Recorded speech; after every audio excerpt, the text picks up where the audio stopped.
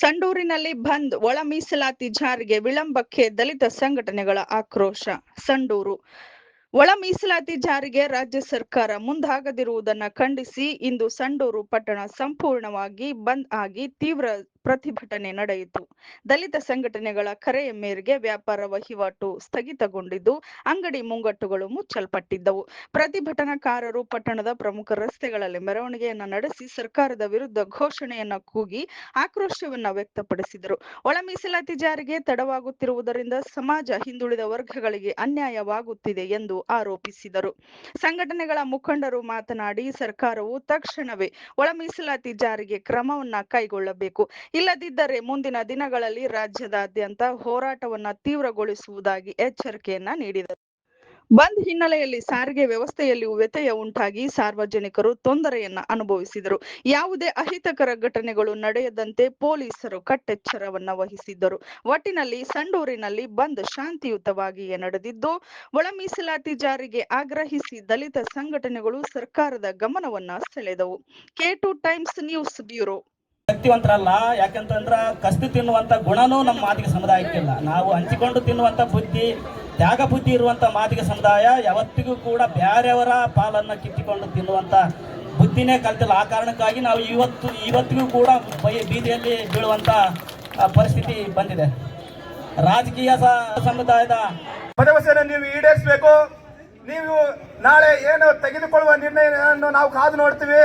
ಒಂದು ವೇಳೆ ನೀವು ನಾಳೆ ಸಚಿವ ಸಂಪುಟದಲ್ಲಿ ಏನು ನಿರ್ಣಯ ತೆಗೆದುಕೊಳ್ಳದೆ ಇದ್ರೆ, ನೀವು ಕೊಟ್ಟಂತ ಭರವಸೆಯನ್ನ ಸಂಡೂರಿನಲ್ಲಿ ಏನು ಭರವಸೆ ಕೊಟ್ಟಿದ್ರು, ಆ ಸಂಡೂರು ಭರವಸೆ ನಾವು ಮುಂದಿನ ದಿನಗಳಲ್ಲಿ ಆ ಊಟ ಪಾಠ ಮಾಡ್ತೀವಿ. ನಮ್ಮ ಮಾದಿಗ ಶಕ್ತಿ ಏನಂತ ಮುಂದಿನ ದಿನಗಳಲ್ಲಿ ನಾವು ತೋರಿಸ್ತೀವಿ. ನೀವು ನಾಳೆ ತೆಗೆದುಕೊಳ್ಳುವ ಸಚಿವ ಸಂಪುಟದಲ್ಲಿ ನೀವು ನಮ್ಮ ಮಾದಿಗ ಸಮಾಜದ ಪರವಾಗಿ ನಿರ್ಣಯ ತೆಗೆದುಕೊಳ್ಳಬೇಕಂತಂದು ನಾವು ಮಾದಿಗ ಸಮಾಜ ಇಲ್ಲಿ ಸಂಡೂರು ತಾಲೂಕಿನಿಂದ, ಒಕ್ಕರೂರಿನಿಂದ ತಮ್ಮಲ್ಲಿ ನಾವು ಎಲ್ಲರೂ ಮನವಿ ಮಾಡಿಕೊಳ್ಳುತ್ತಿದ್ದೇವೆ. ಹೋರಾಟ ಅಖಿಲ ಕರ್ನಾಟಕ ಆದಿಜಾಂಬವ ಮಹಾಸಭಾ ವತಿಯಿಂದ ಎಲ್ಲ ಮಾದಿಗರಿಗೂ ಸ್ವಾಗತ ಕೋರುತ್ತೇವೆ. ದಯಮಾಡಿ ಲಕ್ಷ್ಮೀಪುರ ಮಾದಿಗ ಸಮುದಾಯಕ್ಕೆ ಕೂಡ ಸ್ವಾಗತ ಕೋರುತ್ತೇವೆ. ಎಲ್ಲರೂ ದಯಮಾಡಿ ಅವರವರ ಲೀಡರ್ಗಳು ಏನಿದ್ದೀರ ಎಲ್ಲರೂ ಯುವಕರನ್ನ ವೇದಿಕೆ ಹತ್ರ ಕರೆತರ್ರಿ. ಯಾರು ವೇದಿಕೆಯನ್ನ ನಮಗೆ ಬೆಂಬಲಿಸಬಾರ್ದಾಗಿತ್ತು.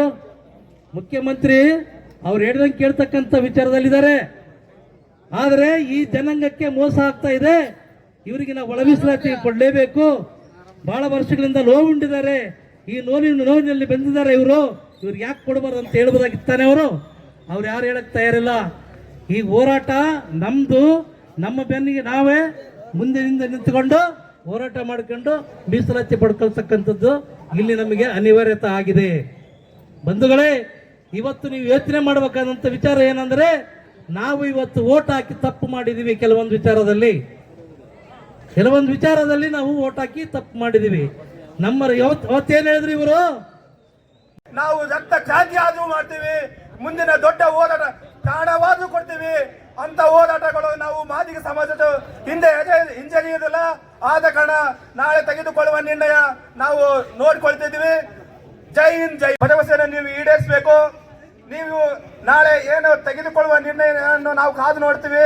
ಒಂದು ವೇಳೆ ನೀವು ನಾಳೆ ಸಚಿವ ಸಂಪುಟದಲ್ಲಿ ಏನು ನಿರ್ಣಯ ತೆಗೆದುಕೊಳ್ಳದೆ ಇದ್ರೆ, ನೀವು ಕೊಟ್ಟಂತ ಭರವಸೆಯನ್ನ ಸಂಡೂರಿನಲ್ಲಿ ಏನು ಭರವಸೆ ಕೊಟ್ಟಿದ್ರು, ಆ ಸಂಡೂರು ಭರವಸೆ ನಾವು ಮುಂದಿನ ದಿನಗಳಲ್ಲಿ ಆ ಊಟ ಪಾಠ ಮಾಡ್ತೀವಿ. ನಮ್ಮ ಮಾದಿಗ ಶಕ್ತಿ ಏನಂತ ಮುಂದಿನ ದಿನಗಳಲ್ಲಿ ನಾವು ತೋರಿಸ್ತೀವಿ. ನೀವು ನಾಳೆ ತೆಗೆದುಕೊಳ್ಳುವ ಸಚಿವ ಸಂಪುಟದಲ್ಲಿ ನೀವು ನಮ್ಮ ಮಾದಿಗ ಸಮಾಜದ ಪರವಾಗಿ ನಿರ್ಣಯ ತೆಗೆದುಕೊಳ್ಳಬೇಕಂತಂದು ನಾವು ಮಾದಿಗ ಸಮಾಜ ಇಲ್ಲಿ ಸಂಡೂರು ತಾಲೂಕಿನಿಂದ, ಒಕ್ಕರೂರಿನಿಂದ ತಮ್ಮಲ್ಲಿ ನಾವು ಎಲ್ಲರೂ ಮನವಿ ಮಾಡಿಕೊಳ್ಳುತ್ತಿದ್ದೇವೆ.